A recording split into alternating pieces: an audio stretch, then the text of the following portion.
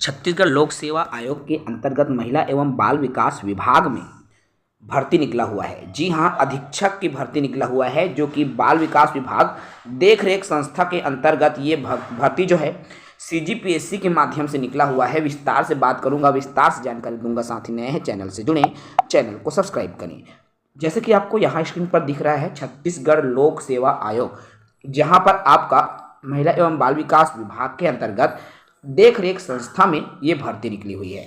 Online आवेदन की तिथि की बात करूँ तो 10 अक्टूबर 2025 12 बजे से आवेदन की तिथि शुरू हो रही है और 8 नवंबर 2025 तक जो है आवेदन कर सकते हैं। छत्तीसगढ़ लोक सेवा आयोजन जो है आपका आयोग का एग्ज़ाम संभावित तिथि 18 जनवरी 2026 को रखी गई है। पर डिटेल की बात करूं, महत्वपूर्ण डिटेल की बात करूं तो देखिए यहाँ पर आपको स्क्रीन पर दिख रहा है ये जो पद हैं महिला एवं बाल विकास विभाग के अंतर्गत अधीक्षक का पद है, अर्थात ये बालक देख रेख संस्था में अधीक्षक की भर्ती किया जाना है। चूँकि ये जो पद है लेवल 9 का पद है, स्तर 9 का राजपत्रित पद है मेरे दोस्तों, और इसके लिए आपके वेतनमान भी लगभग 55,000 से भी अधिक वेतन आपको प्रति माह प्रदान किया जाएगा। पद का नाम है अधीक्षक बाल देखरेख संस्था। टोटल पदों की बात करूं तो कुल 55 पदों पर भर्ती विज्ञापन निकला हुआ है।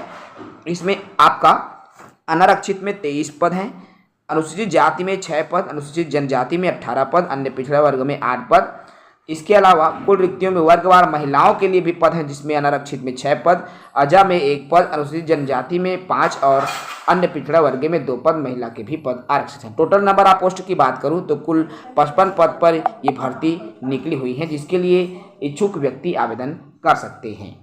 आपको पुनः बता दूं, ये जो पद है साथियों कनिष्ठ द्वितीय श्रेणी कार्यपालिक पद हैं। ये राजपत्रित पद नहीं है, ये राजपत्रित यहाँ लिखा हुआ देखिए, सेवा का श्रेणी है ये राजपत्रित है दोस्तों, तो सेवा श्रेणी है राजपत्रित है। चूंकि लेवल 9 के सभी पद लगभग राजपत्रित में आ जाते हैं, इसलिए ये अधीक्षक का पद है, राजपत्रित ग्रेड का पद है। वेतन मैट्रिक्स लेवल देख सकते हैं, यहाँ पर आपको दिखाई दे रहा है लेवल 9 की नौकरी है, 34,800 है, यानी कि 55,000 से भी अधिक आपको वेतनमान प्रतिमाह प्रदान किया जाएगा।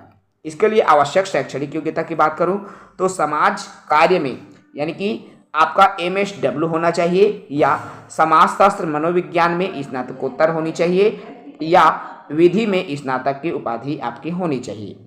अगर आपके पास ये योग्यता मौजूद है तो आप आवेदन कर सकते हैं। उम्र सीमा की बात करूं 1 जनवरी 2025 को न्यूनतम उम्र सीमा 21 वर्ष और अधिकतम उम्र सीमा 30 वर्ष से अधिक नहीं होना चाहिए। यदि आप आरक्षित कैटेगरी के उम्मीदवार हैं, आयु सीमा में छूट मिलेगी। राज्य शासन के निवासी हैं तो 5 वर्ष की छूट के साथ आपकी उम्र सीमा 40 वर्ष हो जाएगी। ठीक है, तो अगर आप आरक्षित कैटेगरी के हैं तो उम्र सीमा को लेकर अलग अलग जो है 5 वर्ष आरक्षित कैटेगरी को मिलेगी। इस तरह से आप 45 वर्ष की उम्र तक आरक्षित कैटेगरी वाले साथी जो है आवेदन करने के लिए पात्र रहेंगे। तो अच्छा अवसर है, यदि आप इच्छुक हैं आवेदन करना चाहते हैं बिल्कुल आवेदन कर सकते हैं। आयु सीमा की गणना, उम्र की गणना 1 जनवरी 2025 के संदर्भ में की जाएगी, अर्थात 1 जनवरी 2025 को आपकी उम्र 21 वर्ष होना आवश्यक है। तो चलिए इस वीडियो में इतना ही। जो भी इच्छुक साथी हैं, यदि आपके पास ये अनिवार्य योग्यता मौजूद है तो आप इन पदों के लिए आवेदन कर सकते हैं। जय हिंद।